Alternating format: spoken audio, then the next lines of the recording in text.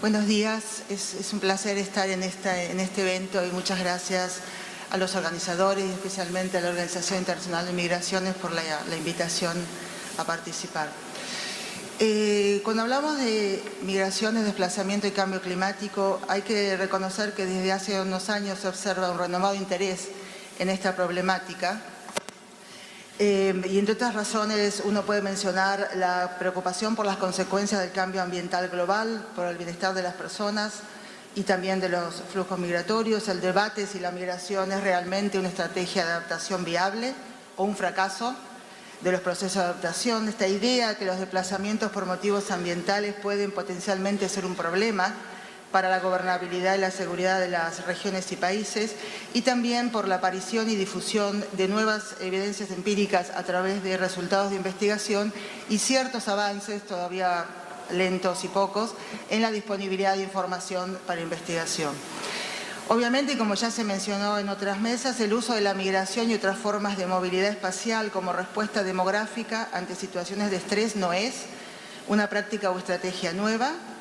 Individuos, hogares y comunidades las han utilizado para enfrentar y adaptarse a riesgos y problemas ambientales y no ambientales. Pero por otra parte también hay que decir que la migración y el desplazamiento modifican la geografía de la vulnerabilidad porque cambian la composición demográfica en poblaciones de origen y destino o cuando los migrantes se localizan en lugares que pueden ser más o menos expuestos a impactos ambientales. Un tema que genera controversia y que todavía está en discusión es cómo determinar la importancia relativa de los factores ambientales dentro de la multiplicidad de factores involucrados en la problemática de la movilidad ambiental. Y hay dos premisas fundamentales. La primera es que la migración y todo desplazamiento es un fenómeno multidimensional. Como indica el cuadro, solamente son algunas de las dimensiones a lo largo de las cuales se puede analizar. Y es también multifacético, con diferentes niveles de análisis, contenidos, contextos sociales, económicos, institucionales y culturales, y además definido en términos espaciales y temporales. Y la segunda premisa es que hay múltiples determinantes.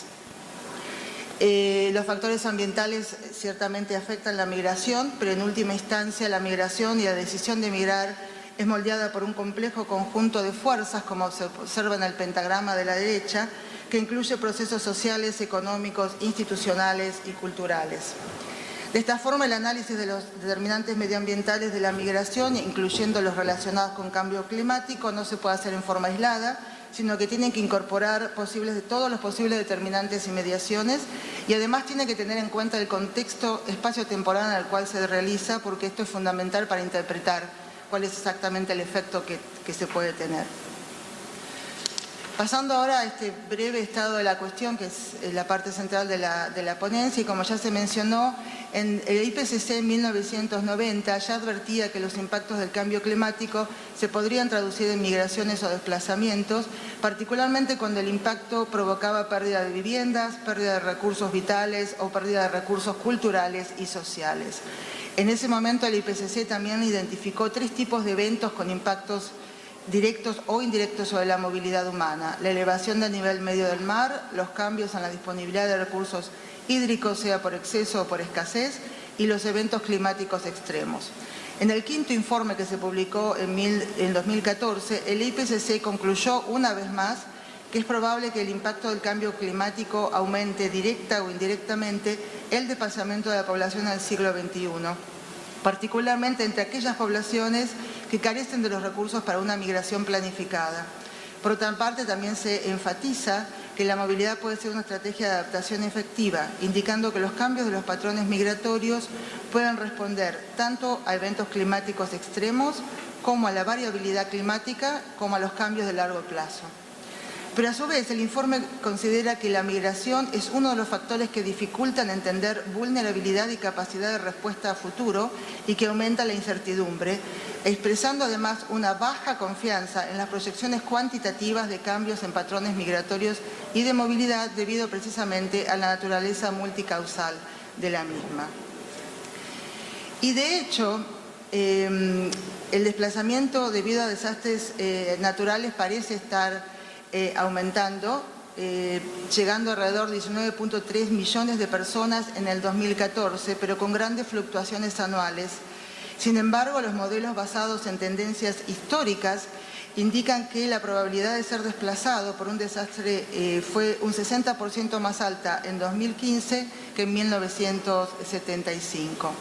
A su vez, las investigaciones recientes indican que hay efectos detectables del cambio climático sobre la migración, particularmente en países en desarrollo, pero una vez más mencionan la incertidumbre acerca de los patrones y las tendencias futuras.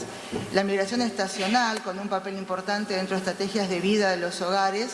para hacer frente a cambios ambientales y otros tipos de estrés, es una práctica que podría extenderse y es probable que el cambio climático agrave la situación de economías de subsistencia altamente dependientes de recursos naturales.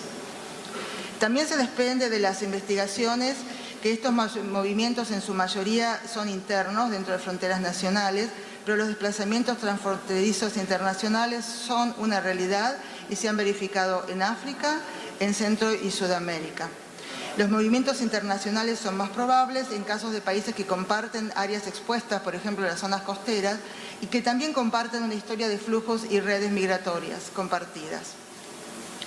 La investigación reciente en migración ambiental muestra la creciente incorporación de las teorías demográficas de la migración, así como también de los resultados de la investigación empírica en migraciones. Un ejemplo de esta incorporación es la adopción de modelos conceptuales más complejos, el abandono gradual de los modelos simplistas unicausales, y estos modelos sitúan los factores ambientales como uno de varios determinantes de la migración y el desplazamiento. Esto lleva al reconocimiento de que las secuencias de causalidad y atribución son complejas,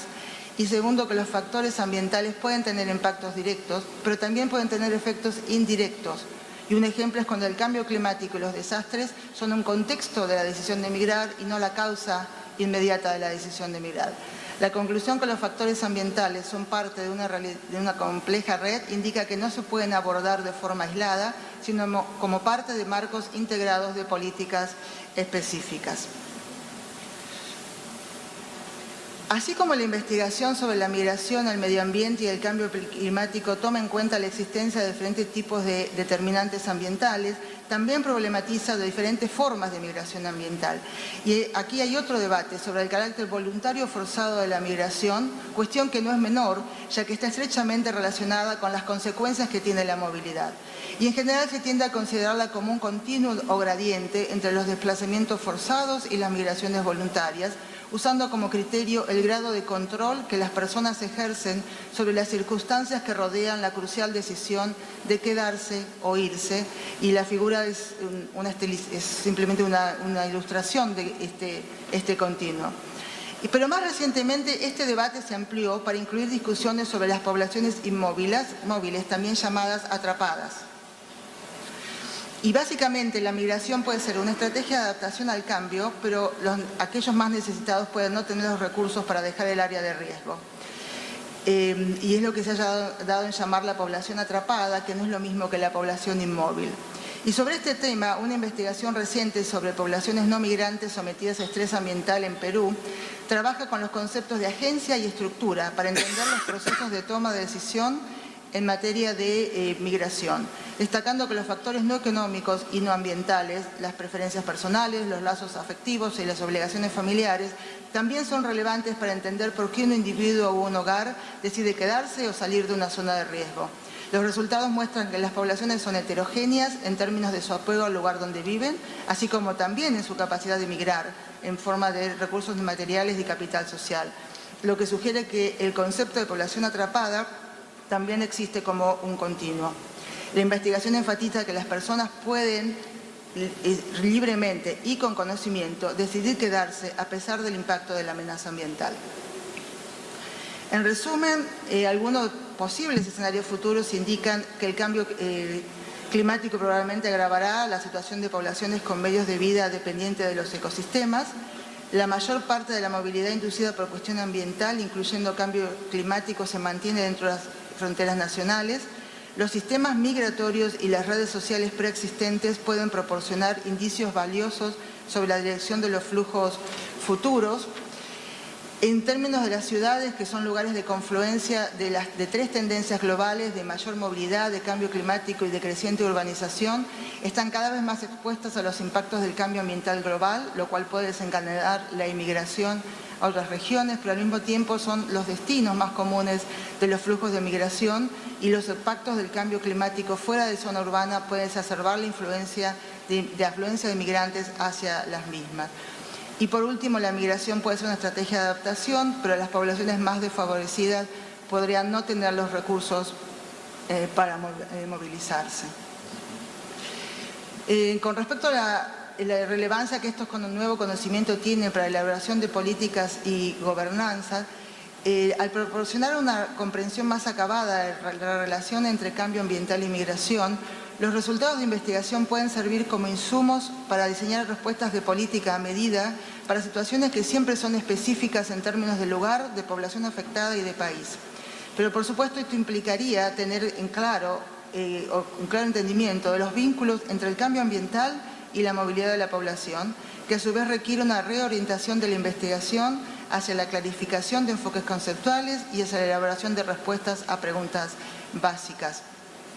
Entender claramente la nueva evidencia empírica y cómo ella contribuye a comprender los vínculos entre cambio climático y movilidad es fundamental para poder utilizarla en la elaboración de políticas, en la gestión de riesgo y en el diseño de sistemas de monitoreo. Un ejemplo son las tipologías de migrantes ambientales, que ponen de manifiesto las diferencias en los efectos que tiene el factor ambiental y en las respuestas a esos impactos, lo cual es importante primero para determinar qué tipo de asistencia y qué tipo de intervenciones pueden ser necesarias. En segundo lugar, para identificar quiénes podrían requerir apoyo inmediato, ya sea de los gobiernos nacionales o de las agencias de ayuda internacional. Y en tercer lugar, para planificar la asignación de recursos en un momento de crisis. Y también entre los resultados de investigación está el reconocimiento del carácter selectivo de todas las formas de migración y desplazamiento. La relevancia de la selectividad ambiental en la migración ambiental es doble, en términos de quién se queda y quién se va, o poblaciones móviles e inmóviles, y en términos de la composición de los flujos por edad, por género, por formas y nivel de capital humana e incluso por ciudadanía. Esta diversidad también debe ser incorporada explícitamente en todas y cada una de las políticas y acciones que buscan prevenir y tratar los desplazamientos internos e internacionales para proteger tanto a las personas en movimiento como a las personas en la zona afectada. Y en relación a esto es igualmente importante tener en cuenta que las consecuencias de desplazamiento no son solo para las poblaciones desplazadas, sino también para las comunidades de origen, en términos de cuáles han sido las consecuencias para los que se quedaron, y para las comunidades de destino, en particular para prevenir conflictos por recursos escasos entre población local y recién llegado. Y desde una perspectiva de proceso, la Organización Internacional de las Migraciones ha sugerido la adaptación de la intervención de políticas a qué etapa se trata de degradación del medio ambiente o qué tipo de evento o de impacto climático se trata. Por ejemplo, facilitando la migración en las primeras etapas del proceso de deterioro, mediante la mitigación de desplazamiento forzado en las etapas irreversibles o idealmente mediante la prevención a través de la promoción del desarrollo sostenible. Desde una aproximación similar, Susan Martin, investigadora de la Universidad de Georgetown, en su examen de los marcos para la gestión o el manejo de la migración ambiental, sugiere utilizar un enfoque de ciclo de vida con 4 etapas con diferentes implicaciones de políticas en cada una de ellas. Esta sería una etapa previa a la migración, con atención a la prevención de las causas subyacentes a la migración por motivos ambientales, una segunda etapa de la migración y desplazamiento en sí, considerando los distintos tipos de movimientos, y ya que cada una de las formas de migración requiere enfoques y marcos de política diferentes, la etapa del retorno o reasentamiento, con la evaluación de cuál es la posibilidad de volver o cuáles son las condiciones que implican no poder volver, particularmente cuando el peligro ambiental continúa, y la etapa final de integración en el lugar de origen o una nueva ubicación. Y en resumen, y para concluir, la investigación transdisciplinaria, la colaboración y la interacción entre las comunidades de investigación, de política, de gestión y de asistencia ha aumentado sustancialmente en los últimos años, y las consideraciones de aplicación y práctica están finalmente siendo seriamente incluidas en los diseños de investigación.